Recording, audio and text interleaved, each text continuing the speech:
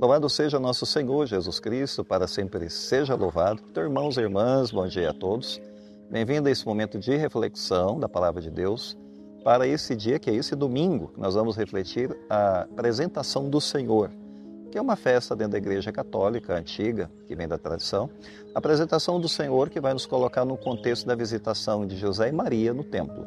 Muito bem, nós vamos pedir a Deus então que nos ilumine nesse momento da nossa oração. Não deixe de dar o seu gostei, compartilhar esse vídeo com a sua comunidade. E a reflexão que nós vamos fazer é Lucas, capítulo 2, do versículo 22 ao 40. Muito bem, então nós vamos agora iniciar a nossa reflexão, a proclamação do Evangelho. Proclamação do Evangelho de nosso Senhor Jesus Cristo, segundo Lucas. Glória a vós, Senhor. Quando se completaram os dias para a purificação da mãe e do filho, conforme a lei de Moisés, Maria e José levaram Jesus a Jerusalém, a fim de apresentá-lo ao Senhor, conforme está escrito na lei do Senhor. Todo primogênito do sexo masculino deve ser consagrado ao Senhor. Foram também oferecer um sacrifício, um par de rolas ou 2 pombinhos, conforme está ordenado na lei do Senhor. Em Jerusalém havia um homem chamado Simeão, o qual era justo e piedoso, e esperava a consolação do povo de Israel. E o Espírito Santo estava com ele, e lhe havia anunciado que não morreria sem antes ver o Messias que vem do Senhor. Movido pelo Espírito, Simeão veio ao templo. Quando os pais trouxeram o menino Jesus para cumprir o que a lei ordenava, Simeão tomou o menino nos braços e bendisse a Deus. Agora, Senhor, conforme a tua promessa, podes deixar teu servo partir em paz, porque meus olhos viram a tua salvação que preparaste diante de todos os povos, luz para iluminar as nações e glória do teu povo Israel. O pai e a mãe de Jesus estavam admirados com o que diziam a respeito dele. Simeão os abençoou e disse a Maria, a mãe de Jesus: Este menino vai ser causa tanto de queda como de reerguimento para muitos em Israel. Ele será um sinal de contradição. Assim serão revelados os pensamentos de muitos corações. Quanto a ti, uma espada te transpassará a alma. Havia também uma profetisa chamada Ana, filha de Fanuel, da tribo de Azer. Era de idade muito avançada e, quando jovem, tinha sido casada e vivera 7 anos com o marido. Depois ficara viúva e agora estava com 84 anos. Não saía do templo dia e noite servindo a Deus com jejuns e orações. Ana chegou nesse momento e pôs-se a louvar a Deus e a falar do menino a todos os que esperavam a libertação de Jerusalém.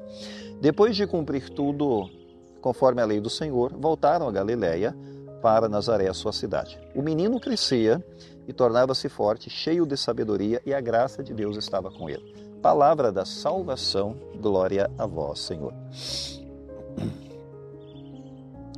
Bem, caros irmãos, então hoje a palavra de Deus em Lucas nos apresenta a apresentação de Jesus no templo, que é uma passagem rica de significado espiritual, significado simbólico.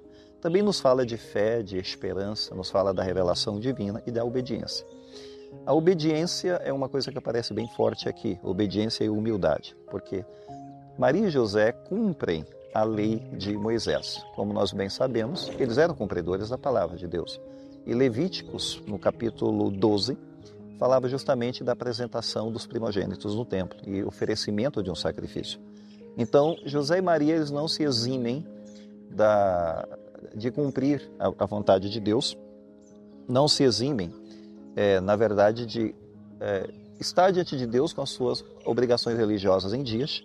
Então, eles oferecem um sacrifício, né? E aqui, na verdade, eles vão ao templo para oferecer um sacrifício pelo menino, que é símbolo de humildade, símbolo de simplicidade.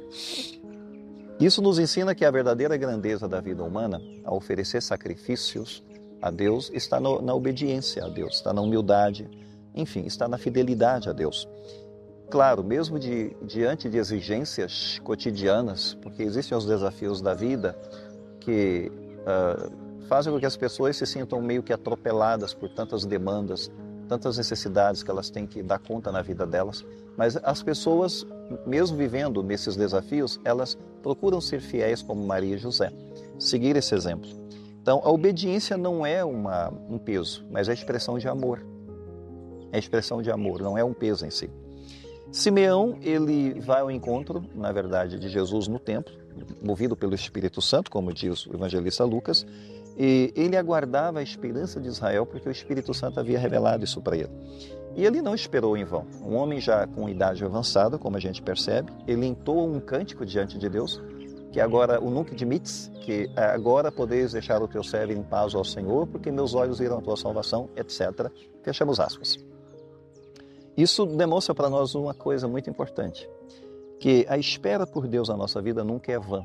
Ele viu cumprir as promessas de Deus, as revelações de Deus, quando ele já estava com a idade avançada. Então Simeão nunca esperou em vão, e não foi em vão, na verdade.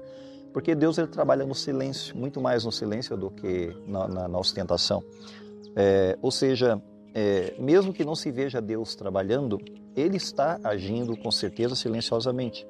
Então, isso faz com que a gente aprenda com Simeão que a gente deve manter a chama da esperança viva na nossa vida.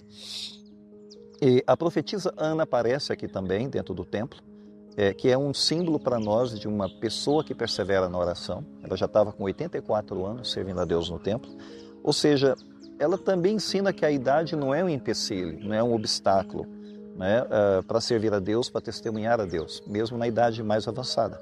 Ela convida, de fato, a cultivar a espiritualidade. Ana era uma pessoa de espiritualidade. Isso nos convida a ter espiritualidade na nossa vida.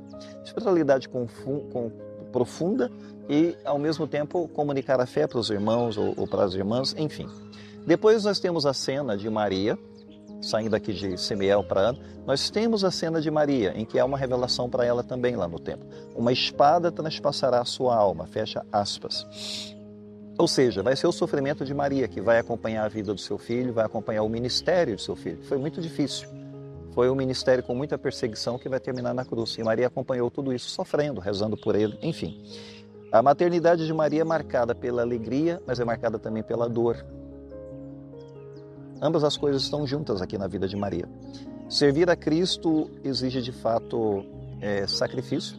Muitas vezes vai exigir renúncia e muitas vezes vai ter provações.